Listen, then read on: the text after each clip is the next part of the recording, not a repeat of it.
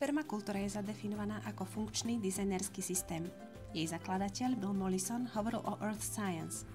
V podcaste vám predstavím ľudí, ktorí permakultúru prijali nielen do svojej záhrady, ale naplno aj do svojho života. Moje meno je Silvia Koreňová a teším sa na vás v podcaste Permakeci k veci. Vítajte pri 7. epizóde podcastu Permakeci k veci. Kedy inokedy záhradníci tak trochu oddychujú, keď nie je v januári. Môj ďalší hosť mala teda záhradnícke prázdniny. Aspoň na oko. Hedviga Gulová je veľmi šikovná záhradnička, konvertovaná z konvenčnej agronómky na permakultúrničku. Pracuje okrem iného aj v oblasti sociálneho poľnohospodárstva. V škole permakultúry, v ktorej sme obe súčasťou, vedie obľúbený kurz Záhradník, v ktorom zasvedcuje nádejných záhradníkov do tajov pestovania zdravej zeleniny. A práve s ňou by som vám chcela približiť permakultúrne postoje. Tieto sú totiž krásnym nástrojom, ktorý je možné používať ako smerovníky k dobrému životu. V podcaste sa okrem permakultúrnych postojov dozviete, ako kôpor zemiaky ochránil, kde nakoniec skončili škrydle a drevo zo strechy domu, ktoré rastliny sú vďačné na začiatok práce so semenárčením, či je potrebné všetky priesady kupovať, prečo je dobre poznať biologický cyklus rastliny, čo všetko môže byť výnosom, ako je možné nazerať na bodliak, lopúch, púpavu, pír či ďatelinu v záhrade, odkiaľ skúsená záhradnička nakupuje semená rastlín. A nezabudnite, že svoje námety a podnety môžete posielať na e-mail permakecikveci@gmail.com. A teraz k prvému postoju permakultúry. Tento hovorí o tom, že všetko v záhrade pracuje pre mňa. Všetko v prírode má totiž úžitok. Každý prvok v záhrade, prvkami pritom máme na mysli rastliny, štruktúry v záhrade ako altány, domčeky na náradie, ohniská, hojdačky, nádoby na vodu, čokoľvek, čo záhradu tvorí ako celok. Teda každý tento prvok je súčasťou siete vzťahov, ktorá všetky tieto prvky spája. Je podstatné poznať funkcie týchto prvkov, aby sme ich dokázali využiť v náš prospech. A hlavne potrebujeme o nich vedieť, hoci ich ani nevidno, lebo najväčšími pomocníkmi, ktorí pre nás pracujú v neuveriteľne obrovskom počte, sú pôvodné mikroorganizmy. Alebo ešte inak, k tomuto postoju. Každá situácia v živote, každý človek, s ktorým prichádzame do kontaktu, je súčasťou našej siete vzťahov. Je dobré poznať týchto ľudí, aby sme dokázali spolu fungovať v prospech náš aj ich. Moja prvá otázka na Hedvigu teda znie: ako tento postoj ona zapracovala do tvorby svojej záhrady a ako to mohla nakoniec uvidieť aj v praxi? Ahoj Silvi. Naša záhrada vlastne bola takou záhradou nás troch dievčat, mňa a mojich dcér, pričom každá si chcela do tej záhrady vniesť ako keby že to svoje a trošku sme sa inšpirovali a viedlo nás to, aby sme si v záhrade vypestovali to, čo nám chutí a čo máme radi. A každá vlastne pripravila pre tú záhradu nejaké to pozadie. Zaujímavé bolo, že Kristínka napríklad tam chcela mať cvičisko pre psov a keď sme si o tom povedali, tak sme zvažovali, že v ktorej časti tej záhrady, či vpredu alebo vzadu.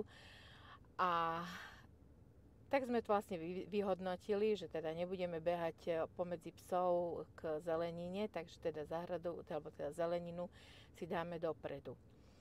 No a každá z nich si vlastne pripravila hriadky, ktoré by jej boli také najmilšie, najlepšie a Betka si vybrala cibulu.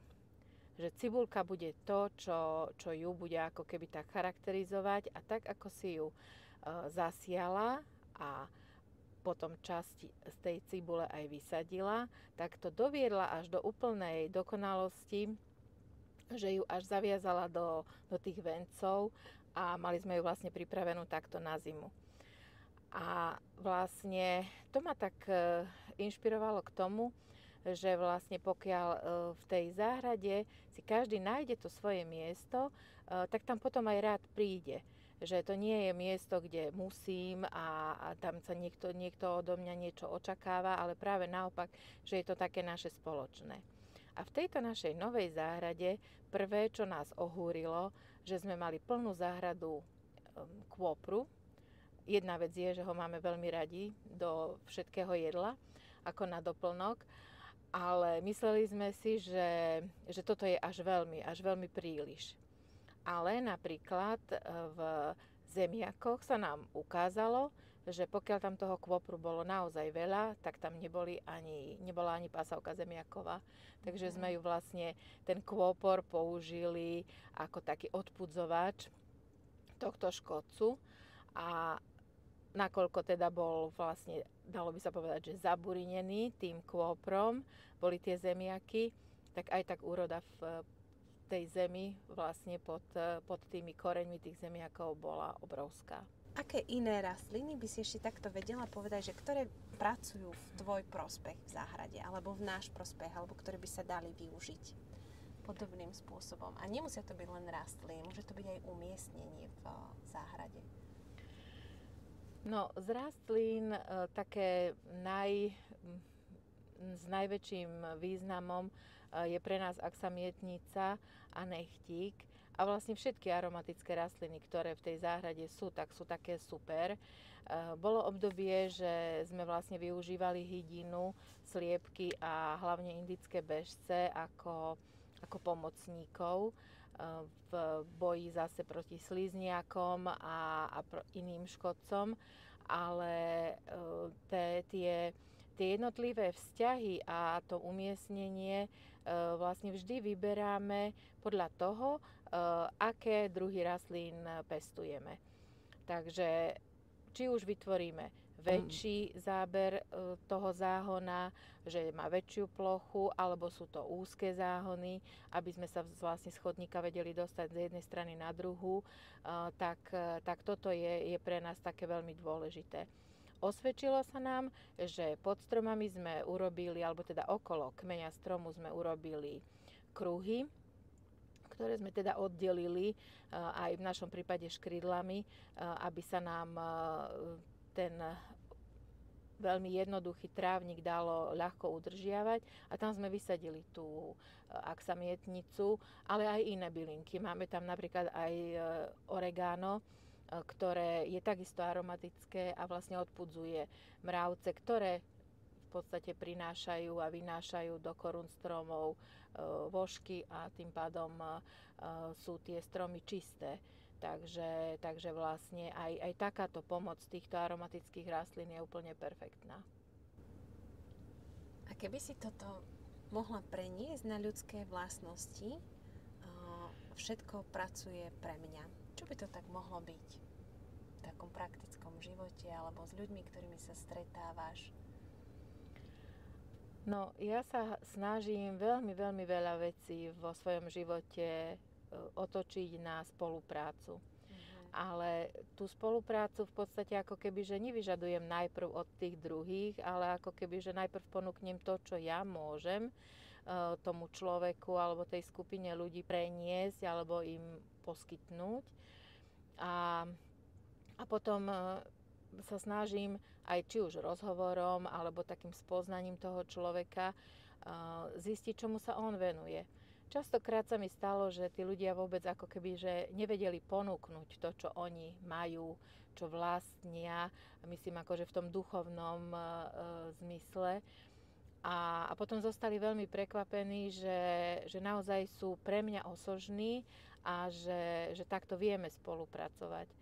Takže ty si spomenula to sociálne poľnohospodárstvo. Vlastne aj celý ten princíp toho sociálneho poľnohospodárstva je práve v tom, že aj ľudia zo sociálne slabších vrstiev vedia byť osožní a vedia priniesť veľmi veľké hodnoty, pokiaľ sa ich správne vedie. A nemusia to byť ani napríklad ľudia zdraví. Častokrát sa povie, že človek s handicapom to má komplikované, ťažké, ale kto z nás nemá handicap? v podstate v určitom zmysle možno každý. A dať tomu človeku pocítiť, že je potrebný, že je dôležitý, tak je veľmi fajn. A myslím si, že aj v rodine, pokiaľ je aj úcta, aj dôvera v to, že to ten druhý dokáže, častokrát už to je veľká pomoc, že mu vlastne dáme tú silu, že si pre mňa dôležitý, si pre mňa veľmi dôležitý, pretože takýmto spôsobom mi pomáhaš. A tá pomoc môže byť napríklad aj úsmev. Takže to je pre mňa také dôležité, že tá spolupráca sa môže vytvárať vlastne na veľmi, veľmi rôznych frontoch, v rôznych oblastiach, aby sme si vedeli takto uľahčiť život a skrášliť život. Takže takto vlastne my tiež vieme pracovať pre ľudí. Už len tým, že ich oceníme, že im dáme tú hodnotu, že im ukážeme, že aj oni majú miesto v našom živote a v našom okolí, tak ako ktorákoľvek rastlina, ktorá sa rozhodne byť v našej záhrade, tam takisto môže mať svoje miesto. Áno. A vlastne to, že sa tá rastlinka nachádza v našej záhrade, je neuveriteľný obraz toho, ako sa napríklad aj my možno cítime. Ja som pri mojich problémoch s bedrovými kĺbami zháňala po celom širokom okolí lopuch a na ďalší rok bez toho, aby som niečo preto spravila, ten lopuch som v záhrade mala.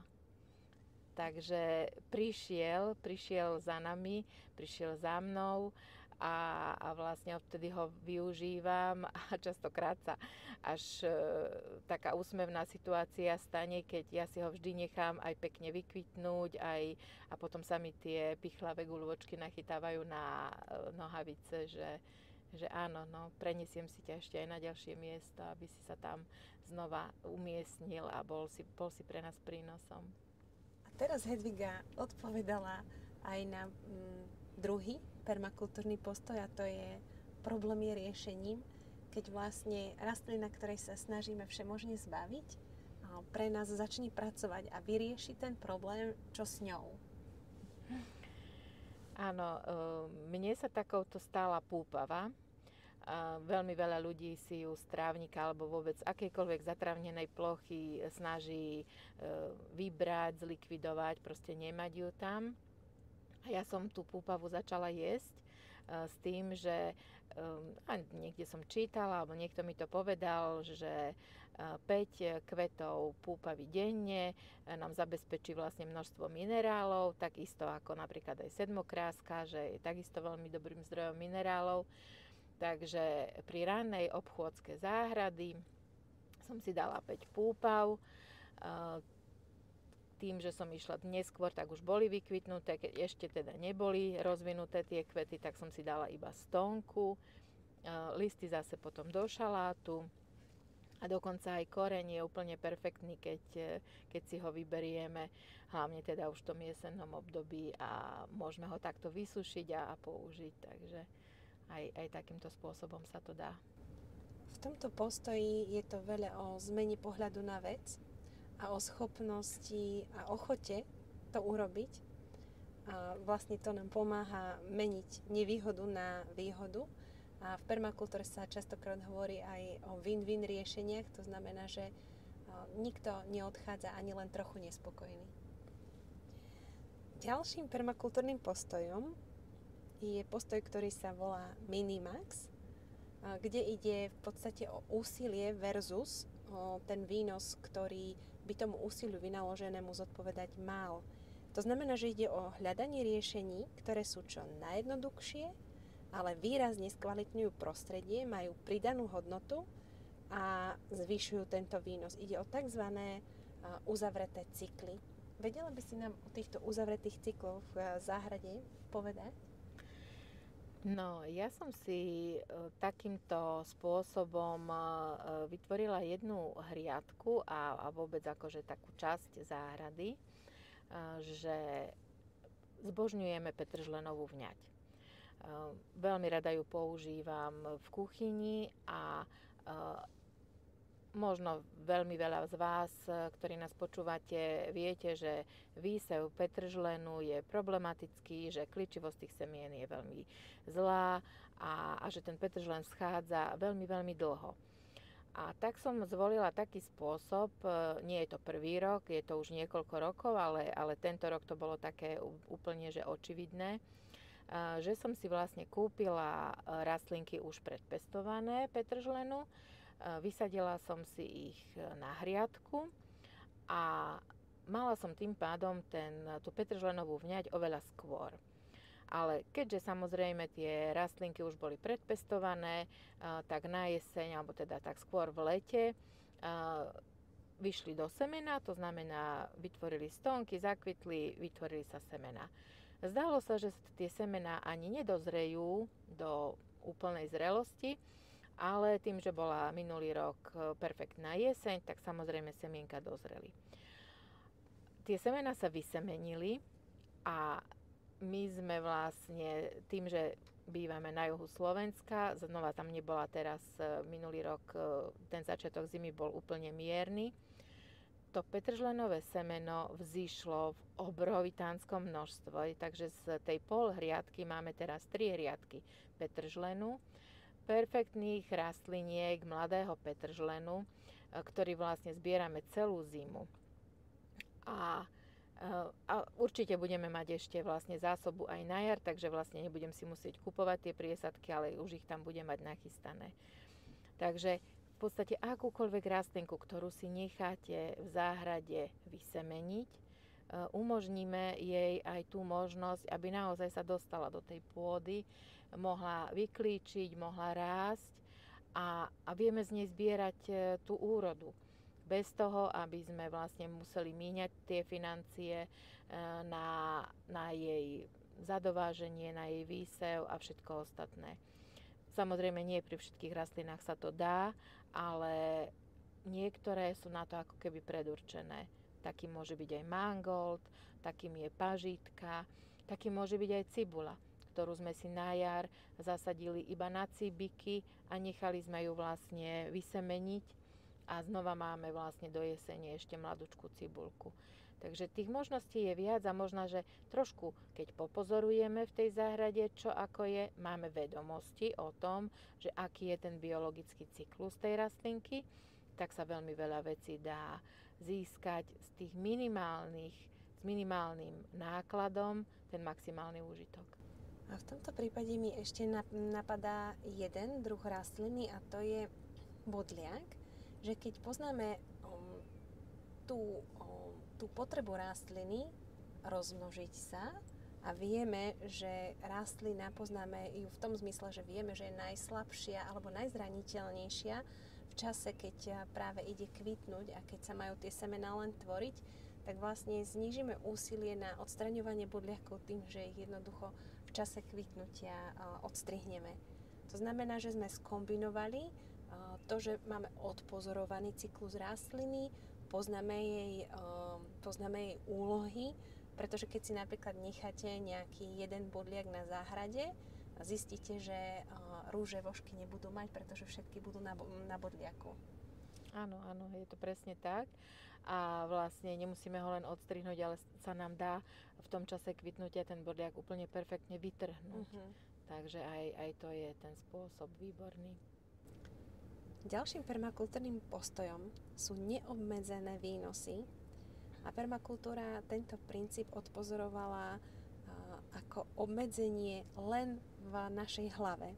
My sme si už v minulej časti podcastu hovorili o tom, že ako nás hlava nepustí pozrieť sa do zberných kontajnerov, hoci častokrát ukrývajú poklad. A práve neobmedzené výnosy vedia byť častokrát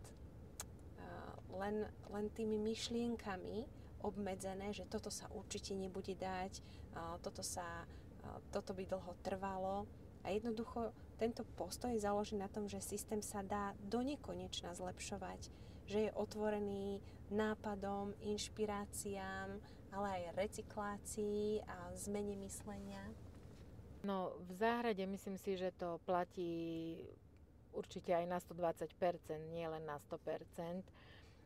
pretože všetko sa dá znova použiť. My sme teraz likvidovali jednu strechu a vlastne drevo, ktoré sa tam nachádzalo, plus hlina, ktorá zase bola vyvezená z inej časti práve tej prístavby, tak dávala možnosť vlastne vytvoriť ako keby, že hneď nejaký kvetinový záhon, alebo teda záhon trvaliek. Nemuseli by to byť ani kvetiny, v našom prípade z časti áno. A vlastne už priamo to miesto sa použilo na vytvorenie toho nového záhona, pričom práve tou oporou a tým ohraničením bolo to použité drevo, ktoré sa tam nachádzalo. Presne takisto vieme použiť materiál, ktorý už relatívne nepotrebujeme, či je to aj nejaká tá štiepka, alebo trebárs aj ovčia vlna, ako nástielku, ako mulč. Takže vlastne všetok ten materiál sa v tej záhrade dá využiť. A čo sa týka takých tých ešte maximálnych využití, je aj trebárs aj to umiestnenie tých jednotlivých rastlín v tom, že pokiaľ my im presne stanovíme miesto, že tu by bolo vhodné, aby si teraz rástla, tak je to super.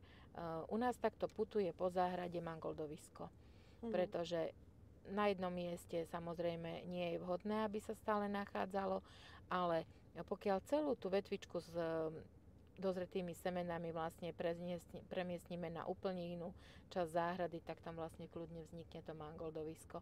A dokonca aj zvieratá sa si to veľmi rýchlo nájdu a také dobré mangoldové listy u nás dokonca ešte aj mačky obžierajú, takže sú vhodné pre všetky druhy zvierat. Sliepky teraz nemáme, takže tie by si na tom určite tiež pochutili. Ja by som tu len chcela dodať, že ten výnos môže mať rôznu podobu. My máme častokrát zafixovaný finančný výnos, ale ten výnos môže byť aj v tom, že sa dostaneme k odpadu v podobe ovčej vlny, ktorú môžeme použiť na zamulčovanie záhonov, že sa vieme dostať k odpadu od suseda, ktorý on považuje za odpad, ale pre nás je to poklad, pretože napríklad listy vieme použiť jednak na mulčovanie, jednak do kompostu.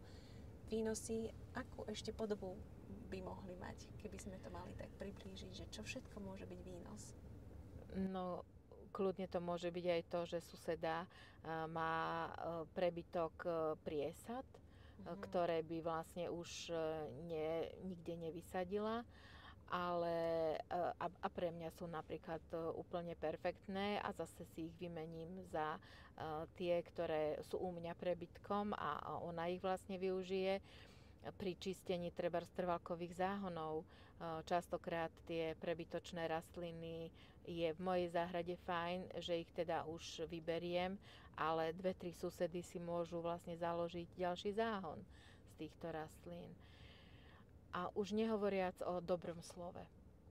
To, že to je neuveriteľná hodnota, to, že mi niekto poďakuje, že sa niekto poteší.